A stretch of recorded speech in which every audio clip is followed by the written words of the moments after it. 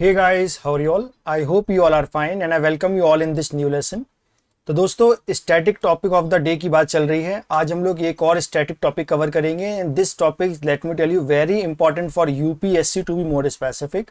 Yes, SSC से भी question, SSC में भी क्वेश्चन आ सकते हैं, बैंकिंग में जीएस के रिलेटेड अगर क्वेश्चन आता है या करंट अफेयर का क्वेश्चन आता है तो भी इसमें आ सकता है। तो चलिए बात करते हैं दोस्तों। आपके लिए जो मैंने स्टैटिक टॉपिक की सीरीज स्टार्ट की है, उम्मीद करता हूँ अच्छी लग रही होगी। अगर अच्छी लग रही है दोस्तों तो आपको वीडियो को लाइक करना है, शेयर करना है।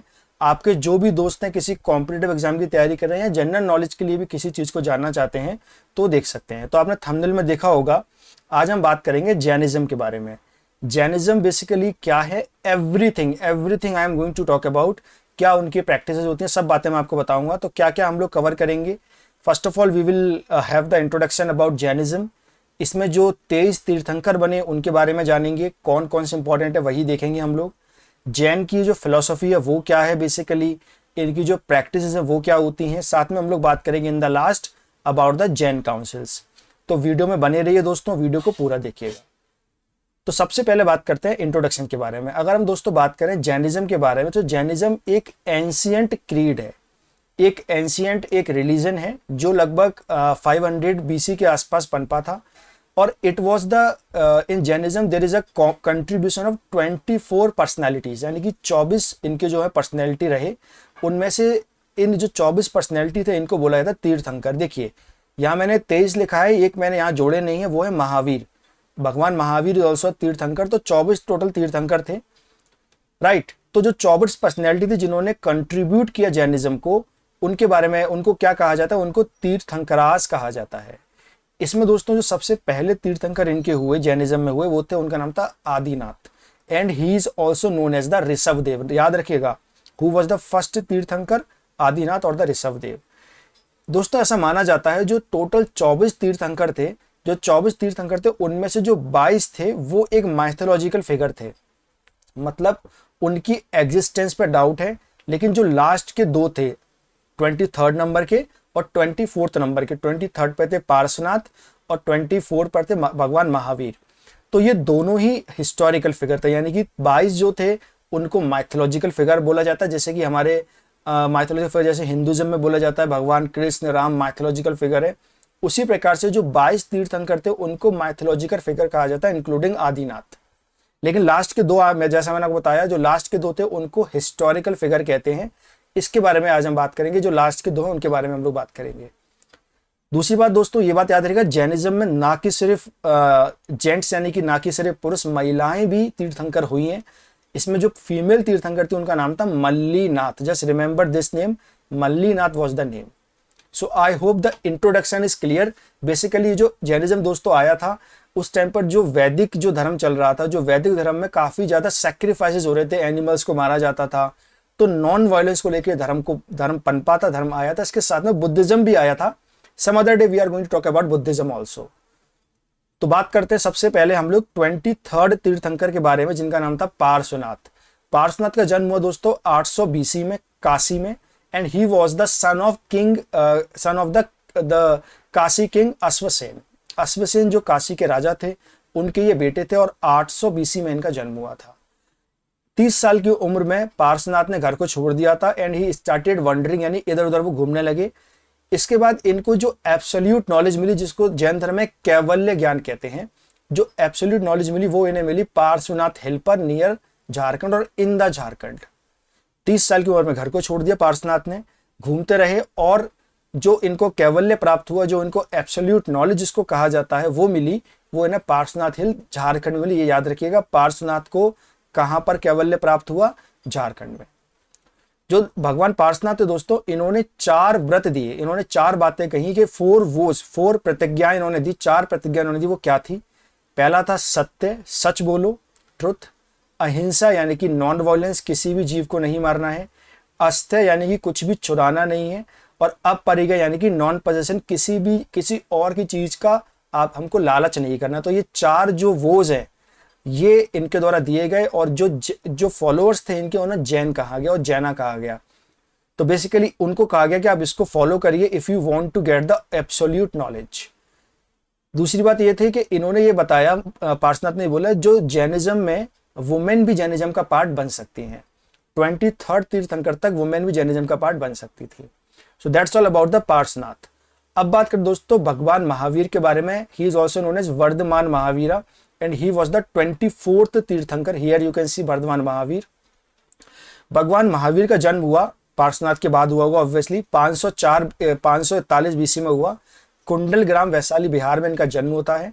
इनके फादर का दोस्तों नाम था सिद्धार्थ और इनका वर्ना उस टाइम पर चलते वर्ना सिस्टम था, आपको पता होगा, ब्राह्मणिज्म, क्षत्रिय, उसके बाद वैश्य, फिर शूद्र, फिर अनटचेबल्स नीचे आते। तो ये सेकंड कैटेगरी में आते थे वर्ना सिस्टम में। क्षत्रिय ये थे भगवान महावीर जो थे।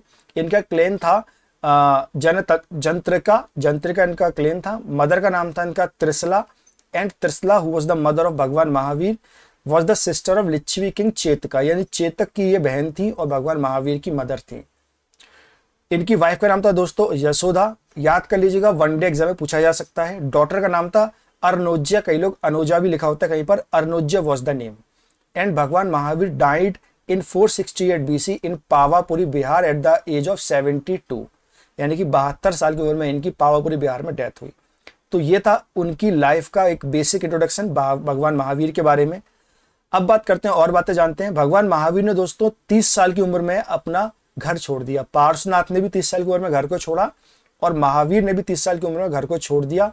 And he started practicing extreme penance, यानी कि खुद को बहुत ज्यादा, मतलब एक तरह से कपड़े तक इन्होंने त्याग दिए, कपड़े पहनना बंद कर दिए, खाना कम कर दिया, खाना बहुत ज्यादा हार्ड शेप में जीने लगे in order to get the absolute knowledge which is also known as the Kaivalya Gyan. 42 years की एज में, यानी कि 12 साल भटकने के बाद, रिजू पालिका रिवर है एक, रिजू पालिका वर्ड याद रखिएगा, Rijupalika river under the sal tree in Jimbak Gram he attained the Kaivalya Gyan और द एब्सोल्यूट नॉलेज, जिसका मतलब एब्सोल्यूट नॉलेज भी होता है। इनको एब्सोल्यूट नॉलेज मिलती है कहां पर? जिम्बक ग्राम में, रिजू पालिका रिवर के पास में, साल ट्री के नीचे। इसके बाद दोस्तों जैसे इनको कैवल्य ज्ञान प्राप्त हुआ तो इनके फॉलोअर्स इन्हें फॉलो करने लगे और इनके फॉलोअर्स को कहा गया Jina and currently they are called the Jaina as well. Jina which also means the conqueror of knowledge, जिसको एब्सोल्यूट ज्ञान प्राप्त हो गया उसे जिन्ना कहते हैं। और इनके फॉलोअर्स को, यानी कि आई एम रियली सॉरी, जिन्ना जो थे वो भगवान महावीर को कहा गया after getting the absolute knowledge, और जिन्होंने भगवान महावीर को फॉलो करा उन्हें कहा गया जैना और जैन्स, राइट। सो ये बात रही दोस्तों भगवान महावीर के बारे में। भगवान महावीर ने उन्होंने जो 4 वोज दिए थे, मैंने आपको पीछे बताया, जो पार्श्वनाथ ने 4 प्रतिज्ञाएं दी थी, सत्य, अहिंसा, अस्त्य और अपरिग्रह, भगवान महावीर ने उसमें एक और ऐड कर दी, यानी कि टोटल 5 प्रतिज्ञाएं हो गई, जिसका नाम था ब्रह्मचर्य। याद रखिएगा, जो 4 एग्जिस्टिंग वोज थे उसमें 5वां जो ब्रह्मचर्य है, यानी कि ब्रह्मचर्य का पालन किया जाए जैनों के द्वारा, this is added by the Bhagwan Mahavir, right. और इन्होंने दोस्तों भगवान महावीर ने 3 ज्वेल्स भी दिए, जिसको 3 ज्वेल्स ऑफ जैनिज्म कहते हैं या त्रिरत्ना कहते हैं। याद रखिएगा, राइट नॉलेज, सही ज्ञान होना चाहिए, राइट फेथ, आपका बिलीफ सही होना चाहिए और आपका कंडक्ट सही होना चाहिए। Right knowledge, right faith and right conduct, so these are the Triratna. 5 vows are different, 3 ratnas are different, वो 5 वोज अलग है और 3 रत्ना अलग है।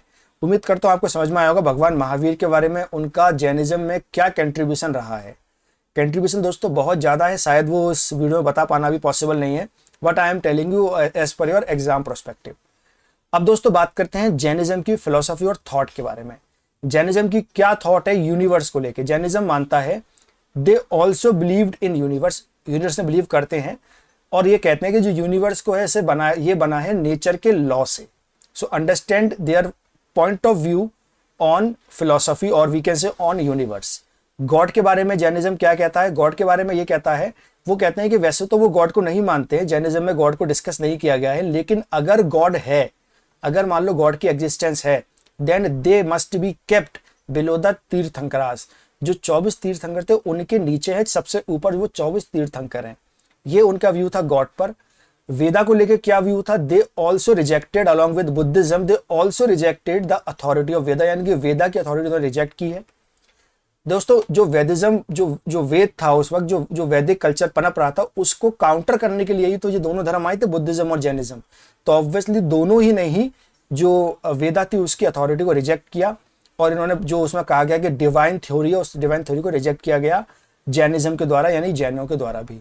सो view on universe, view on God. Now let's see the view on rebirth.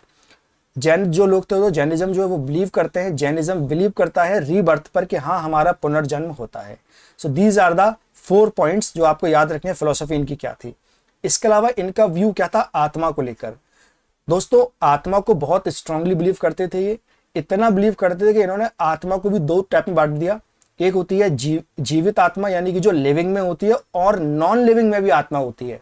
For example ये mic जो मेरे पास है उसमें भी आत्मा है, लैपटॉप जो मेरे पास है उसमें भी आत्मा है, यानी कि नॉन लिविंग में भी आत्मा होती है।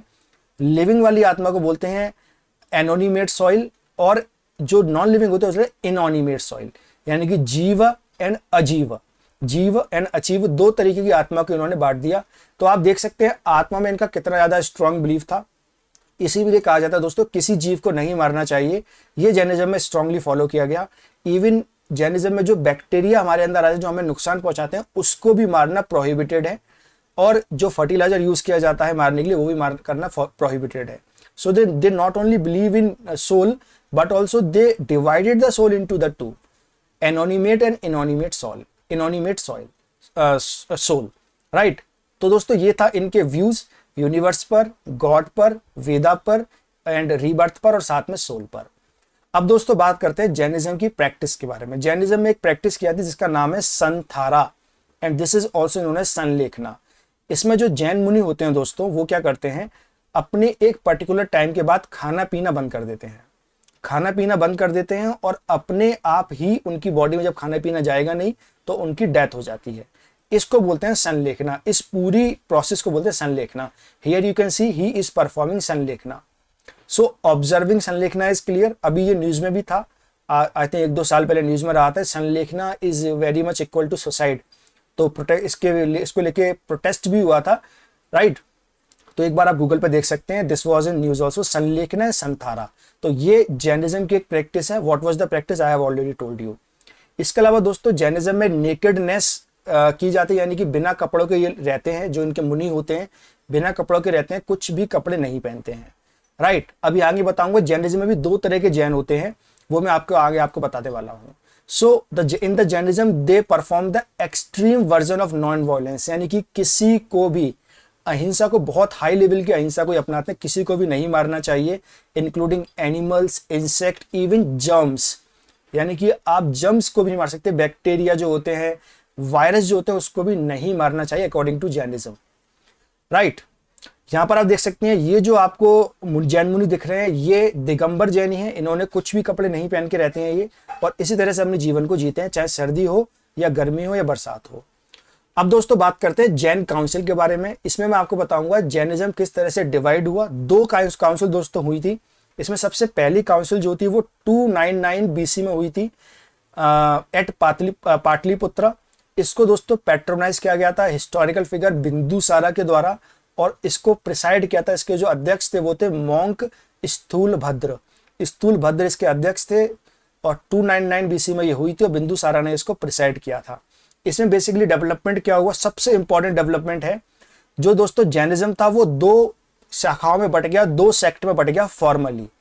पहला जो सेक्ट था जैनिज्म को उसे कहा गया दिगंबर। दिगंबर बेसिकली दिगंबर ने ये बोला कि दिग उनका अंबर है। सीधी सी बात यह है कि यानी कि sky is there clad and they are the orthodox follower.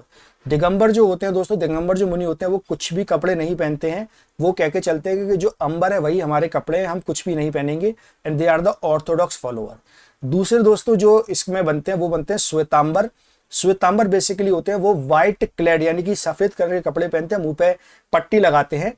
ये थोड़े लिबरल होते हैं। तो 2 भाग आप याद रखिएगा, 2 सेक्ट याद रखिएगा, दिगंबर एंड श्वेतांबर, जो फर्स्ट काउंसिल में डिवाइड हो गया। स्थूलभद्र भद्रबाहु की कहानी है इसके पीछे, कभी किसी और दिन आपको सुनाऊंगा दिस किस तरह से डिवाइड हुआ। तो इस डिवीजन के अलावा दोस्तों और क्या हुआ इस काउंसिल में, एक रिलीजियस टेक्स्ट है इनका जिसका नाम है पूर्वा, दे आर 14 इन नंबर्स, इसको भी इस काउंसिल में लिखा गया था। यहाँ आप देख सकते हो दोस्तों ये हैं श्वेतांबर जैन मुनि एंड ये है दिगंबर जैन मुनि। इस तरह से 2 पार्ट्स में जैनिज्म डिवाइड हो गया, श्वेतांबर एंड दिगंबर 299 BC में, अभी भी डिवाइडेड है। इसके बाद दोस्तों इसकी सेकंड काउंसिल होती है 512 AD में, वल्लभी गुजरात में होती है। इसको पैट्रोनाइज किया जाता है दोस्तों चालुक्य रूलर के द्वारा, और इसमें जो प्रिसाइड करते हैं वो करते हैं देवार्दी सैम श्रमणा ये इसको प्रिसाइड करते हैं और यहाँ पर जैन के लिटरेचर लिखे जाते हैं। इसमें क्या लिखा है, लिटरेचर लिखा गया।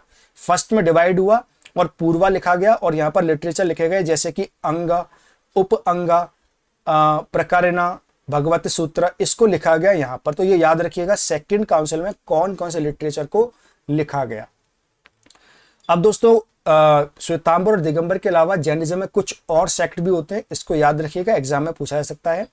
विषपंथी, तारापंथी, थेरापंथी, मुल्लापंथी एंड स्थानकवासी, ये एक मास्क पहनते थे, ये आप देखेंगे स्थानकवासी दे वियर मास्क। और ऐसे याद रखिएगा जिसमें पंथी आ रहा है, पंथी वाले मोस्टली आपके जैनिज्म के सेक्ट है। तो दोस्तों ये था वीडियो अबाउट जैनिज्म। उम्मीद करता हूं आपको समझ में आया होगा जैनिज्म का इंट्रोडक्शन क्या था। ये एक स्टैटिक टॉपिक है और सभी एग्जाम के लिए दोस्तों बहुत इंपॉर्टेंट है। तो दोस्तों अगर आपको वीडियो अच्छा लगा है तो वीडियो को लाइक करिए, शेयर कर दीजिए अगर अब तक आपने वीडियो को शेयर नहीं किया। आपके जो भी दोस्त हैं व्हाट्सएप पर, फेसबुक पर, दोस्तों कॉपी करके शेयर कर दीजिएगा, बहुत सपोर्ट मिलता है अगर आप शेयर करते हैं तो। चैनल को सब्सक्राइब नहीं किया है, सब्सक्राइब कर लीजिए। That's all about this video. Thank you so much, take care.